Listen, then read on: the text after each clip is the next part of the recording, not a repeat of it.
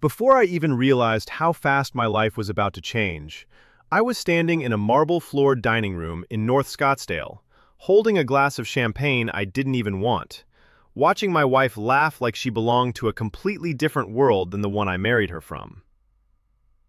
And right there, while her family circled me like I was a guest who had wandered into the wrong mansion, I remember thinking, if you're watching this, you might want to subscribe.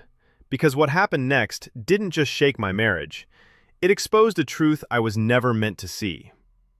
"Daniel, relax your shoulders," my wife said quietly, her smile still locked in place as she leaned toward me.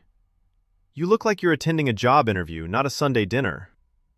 I forced a small laugh. "It kind of feels like one." That earned a sharper look from her before she turned away, already slipping back into the rhythm of her family, like she had changed costumes in seconds. The same woman who that morning had been barefoot in our small Phoenix apartment, laughing while burning toast, was now someone else entirely, poised, careful, and strangely distant. I didn't understand it then, not fully. I just knew I was out of place. But I would learn, and I would learn fast. That evening began with what was supposed to be a celebration dinner at her family estate in North Scottsdale, a place that didn't feel like a home so much as a museum of wealth. Cars lined the circular driveway like exhibits. A fountain in the center of the entrance reflected golden light, like it was designed to remind visitors exactly where they stood in life. Her family had insisted on meeting me again.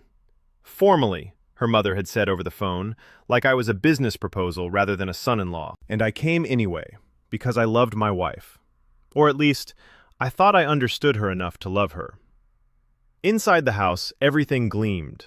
Marble floors, glass chandeliers, walls lined with art I didn't recognize but assumed cost more than my annual salary. Every conversation seemed to revolve around investments, travel, or properties in places I had only ever seen in movies. And then there was me, Daniel Ortiz, 32 years old, project coordinator at a mid-sized construction firm in Phoenix. Grew up in a modest neighborhood, raised by a single mother who worked double shifts at a diner. I wasn't ashamed of where I came from, but in that room, I felt like my background had been quietly turned into a flaw no one wanted to mention. My wife Lauren stood beside me, or rather, the version of her that existed in this world stood beside me. She wore a pale blue dress, hair perfectly styled, posture precise, not a strand out of place. She laughed at the right moments, nodded at the right stories. She even corrected me once when I referred to one of her cousins by the wrong title, her fingers gently tightening around my wrist. "Just say Grant," she whispered, "not Mr. Whitmore." That was the first crack I noticed, because earlier that week she had insisted I call her family by their formal titles out of respect. Something didn't add up, but I let it go. At least, I tried to. Dinner started smoothly enough. Too smoothly. Conversations about real estate trends, luxury developments, overseas investments. Her mother, Judith, dominated the table like she owned not just the house, but the air inside it. Judith Whitmore was the kind of woman who didn't raise her voice, because she didn't need to. 58, sharp-eyed, elegant in a way that felt more strategic than natural. Every sentence she spoke sounded like it had been rehearsed in front of a mirror. "So, Daniel," she said at one point, slicing into her food without looking at me, "what exactly do you do again? I keep forgetting the title Lauren mentioned." I smiled politely. "Construction planning, mostly residential developments." A pause, then a small nod. "How practical." It wasn't an insult, but it wasn't a compliment either. Across the table, Lauren didn't meet my eyes. That was the second crack. Because Lauren always met my eyes at home. Always. But here, she seemed to avoid them like they might reveal something. The conversation moved on, but I felt myself shrinking inside it. Her cousin Grant talked loudly about a business expansion in California that sounded impressive but vague. Another relative mentioned private equity funds. Someone else laughed about a vacation in Italy that apparently cost more than most homes. And then, halfway through dinner, Lauren's phone buzzed. She looked at it, and for the first time that night, her entire expression changed. Not subtly, completely. Her posture tightened, her smile vanished, her fingers went still. Everything okay? I asked quietly. She nodded too quickly. Yes, just work. But I noticed something else. Her hand was shaking slightly. That was the third crack. Because Lauren didn't shake. Not even during stressful situations. She was calm, organized, grounded. The person who paid bills early and color-coded grocery lists. Yet here she was, staring at her phone like it contained something dangerous. Before I could ask again, she stood up. "Excuse me," she said politely to the table. "I need a moment." And just like that, she left. The room continued without her, but I didn't. Something in me followed. Not physically, not yet, but mentally, I started watching. And that's when everything began to shift. I excused myself a few minutes later, walking through the long hallway of the estate. The house was too big to make sense of. Every corridor felt like it led to another version of wealth I didn't understand. I heard voices near a closed office door. Lauren's voice. "You can't keep doing this. We talked about this." A pause. Then another voice, muffled. "I just need time. The bank—" I stepped closer. The door wasn't fully closed, and what I saw through that narrow gap made my stomach tighten. Papers spread across a desk, thick folders, bank statements, overdue notices. Not the kind of documents you see in a wealthy household, the kind you see right before things fall apart. I should have walked away, but I didn't. And I was about to find out why that moment would change everything. Because behind that door, my wife wasn't just talking to her family. She was trying to hold them together. And she was failing. A voice called my name from behind. I turned sharply. It was Melissa, my sister-in-law, Lauren's older sister, mid-30s, analytical eyes that missed nothing. She tilted her head slightly. "You shouldn't be standing there," she said softly. "Why not?" Her expression didn't change. "Because once you see something like that, you don't get to unsee it." And then she walked away, leaving me frozen in the hallway, staring at a door that suddenly felt like it was sealing my fate. I had no idea what I had just stepped into, but I was about to find out, and it would cost me more than I understood. That night, I barely slept.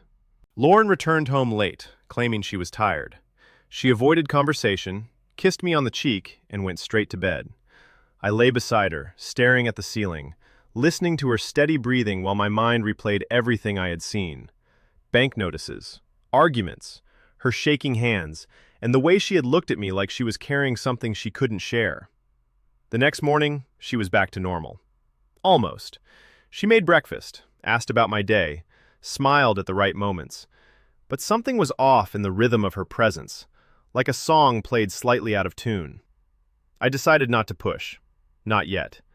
But I started paying attention, and that decision would lead me somewhere I wasn't prepared to go. A few days later, I received a message from Grant Whitmore. Not Lauren, not her mother. Grant. "Need a favor. Coffee. Just us. Don't tell her." That alone should have been a warning, but I went anyway. We met at a quiet cafe downtown. Grant arrived late, sunglasses on despite being indoors. He looked different outside the mansion, less confident, more tired. "You like my cousin?" he asked immediately. "Yes," I said carefully. He smiled like that answer amused him. "That's dangerous." "What does that mean?" He leaned forward. "It means you married into something you don't understand." I laughed once. "I think I understand enough." Grant shook his head. "No, you don't." And then he told me something that made the entire room feel smaller. The Whitmore family wasn't just struggling financially, they were collapsing. Loans stacked across multiple properties, businesses barely surviving, assets leveraged beyond safety. The mansion I had stood in? Partially financed by restructuring debt no one outside the family knew about. And Lauren? "She's the one holding it together," he said quietly. "She's been covering gaps no one else can." I felt my throat tighten. Why would she do that? Grant looked at me like the answer was obvious. Because she's been trained her whole life to make sure no one sees the cracks. I left that cafe in a daze, and I told myself one thing over and over again. He was exaggerating. He had to be. But that night, I noticed something I hadn't before. Lauren didn't sleep. She sat in the dark, staring at her phone, scrolling through accounts, calculations, messages I couldn't see. And I realized something terrifying. She wasn't hiding things from me. She was surviving something I hadn't even known existed. Still, I needed proof, and what I found next shattered whatever certainty I had left. I waited until she left for work the next day. Then I did something I never thought I would do in my marriage. I opened her laptop. At first, everything looked normal. Work files, budgeting apps, grocery lists. Then I found the folder. It wasn't hidden well. It was just labeled carefully. Family support. Inside were documents, hundreds of them. Loans under her name. Transfers to accounts I didn't recognize. Messages between her and creditors. Pleas, negotiations, extensions. My wife wasn't just financially entangled. She was financially responsible for parts of her family's survival. And she had never told me. But that wasn't the worst part.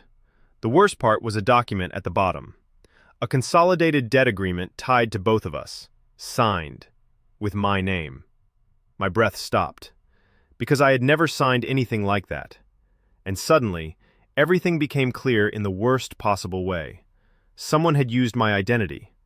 Or worse, she had included me without telling me. My hands went cold, and I realized I was no longer just observing a broken family.